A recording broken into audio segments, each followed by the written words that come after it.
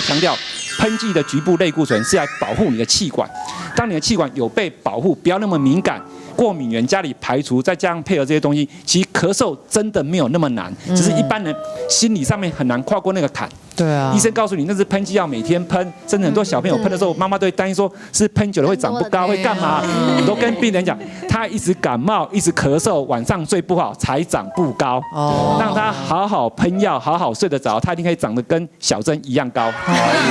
还有一种，他是说过敏气喘这个就无法运动，是有这样的说法。他在运动之前15分钟喷一个支气管扩张剂。其实大家有个观念哦，其实很多奥运选手，拿金牌的那些选手，其实他们有很多人也都有气喘。我老公小时候是气喘儿，严重的气喘儿，然后他现在是职业选手，对，是不是？所以说你看对面还是不运动。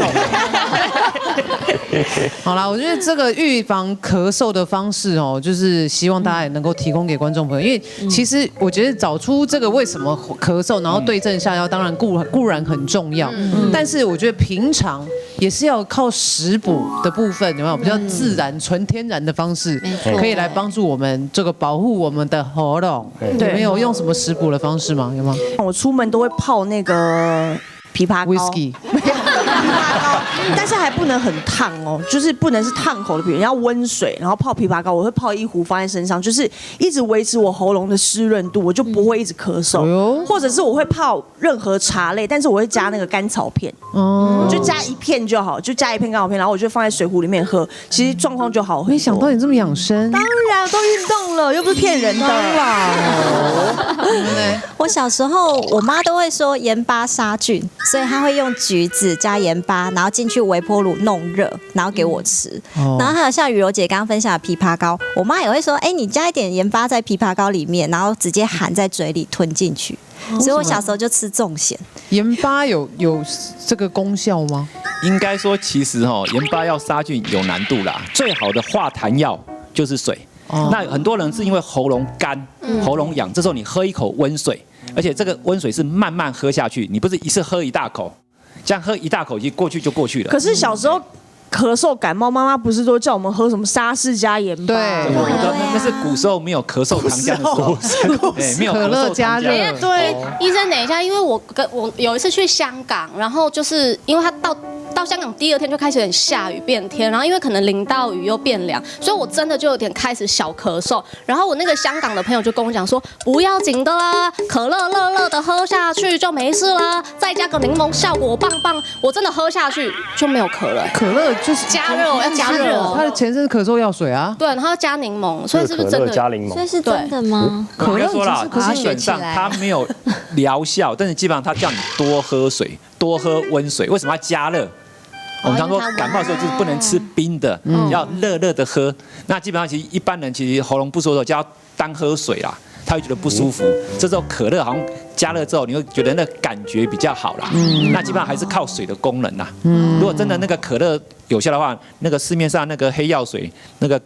甘草黑药水就不用卖啦。所以它不是感冒糖浆的后代，因为网络上真的有这个流传。当然不是啦，感冒糖浆的后代应该说前身啊。当然不是，它是前身，不是喝甜的东西反而会加重。可乐本身超甜，结果反而没事。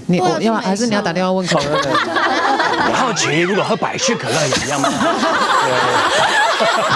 只要是水都好啦，就是反正让喉咙滋润。而且我之前常去看医生，他就说是不能喝热的，对不对？要温的，因为他好像说咳嗽喝热的话会越咳越严重，是吗？冰水是一定不行的，但是喝温水、热水的话，其实有时候看，其实如果大家有个经验如果小朋友得到那个疱疹性咽峡炎。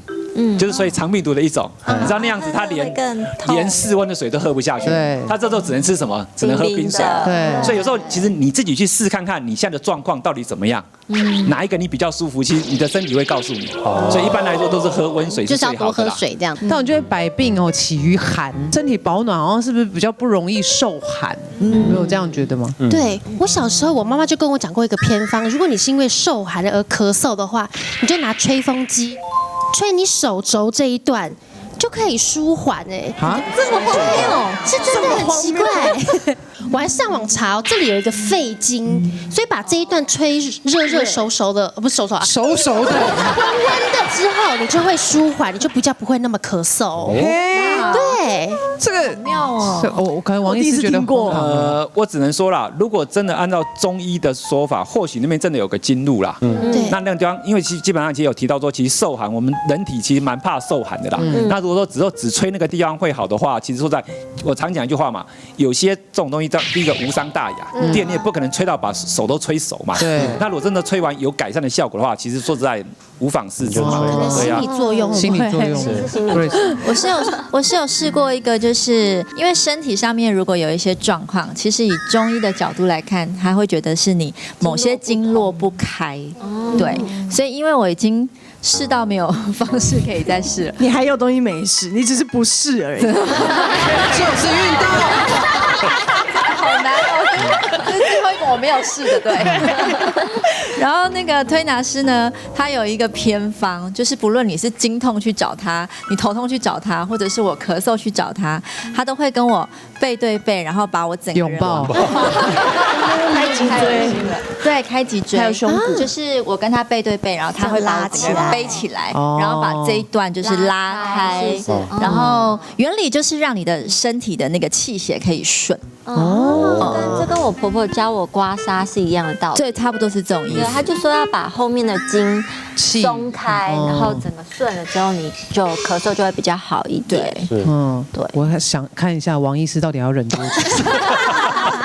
医师笑得很僵。对啦，应该这么说哈。我这边有提供大家身体保暖6个部位，在第一个部位是哪里？就是背部。3点到。那像这种哦，喉咙包起来，然后背部露出来。对，其实说真的，其实这个它基本上，如果今天的摄影棚真的比较冷的话，我说实在的，他今天回去可能就会真的会咳嗽。不会。那可能他真的回去会运动，可以抵消掉。再过来，其实我们身体要肚脐就比较干嘛？有肠胃的问题。而且最近肠胃型感冒的病人很多，所以大家真的肚脐要多照顾好一点。再过来，像脚底，我们都知道，其实脚底的穴道很多。如果真的冬天天气冷，尤其手脚比较冰冷的人，我都建议他什么穿袜子。而且当他脚底温暖，小朋友真的身体会好很多。再过来。颈部，对，我们常说，其实很多人因为脖子冷，他有很多不舒服，对，尤其你后面的大枕骨这个地方，所以脖子跟你的背部，如果能够用个围巾，把它围起来的话，这个冬天你的呼吸道真的会顺畅很多。那肩膀就一起，把它一起披个那个披肩披好。那膝盖的话，如果说很多老人家膝盖本身也要保暖，我们常说其实身体很多地方啦，基本上都是要保暖嘛。那运动只有一个目的，让你全身都干嘛？热火，对，懂吗？从脚底绕到头顶，所以我常说很多问题，其实基本上运动可以解决很多。你再不行的话，其实我都觉得说，如果你没有时间像雨柔一样去做那种很激烈的运动的话，在家做柔软操、伸展操，也有用。你做个5分钟、10分钟，对，而且你可能一天早上做一趟。下午做一趟，晚上睡前做一趟，起码你这样一天其实慢慢累积，你也做得到50分钟到1个小时，而且你的身体会比较能 Q， 真的对身体是有很大的帮助的啦。OK， 雨柔，你运动完之后你会立刻换干的衣服，还是你会保暖吗？会，因为这个问题我只能跟你聊，你知道吗？对。因为其实我的运动还蛮特别的，像我1个礼拜有3天是选手训练，2天是自主练习，但内容都不一样。那我选手训练的运动量很大，是大到那种就是我们结束男女生全身都是汗，用地上都是湿的，就衣服就是可以拧出水，所以我们当下一定要马上洗澡，因为你不可能这样出门嘛，衣服换下来一定是长袖长裤，就是外套都会穿好，即便我还在事后在燃烧，还是很热，但我衣服都还是会穿起来，因为那个时候如果一进风，你一定会感冒，真的，对，烤红就刮。对啊，所以真的还是要你们都没这种困扰。因为咳嗽是身体发出的警讯哦，不要小看咳嗽这个小小的动作，就像刚刚王医师说的，其实它可能带很多的状况在背后啦。对，所以我觉得每一个人是人都一定有咳嗽，人在江湖走，有没有咳嗽必备的？但这就咳嗽这个病因，今年我们讨论过那么复杂又这么多，所以需要对症下药。那怎样对症下药？就是要去找好的医生啦，好，然后听从医生的指示，不要自己乱停药。也不要自己又乱吃药，才不会当一个酷酷嫂。今天谢谢大家的分享，喜欢我们的节目可以在哪里看呢？是的，在听妈妈的话，脸书粉丝团、YouTube、IG， 欢迎大家订阅、按赞、分享、追踪。是的，谢谢大家，我们下次见，拜拜，拜拜。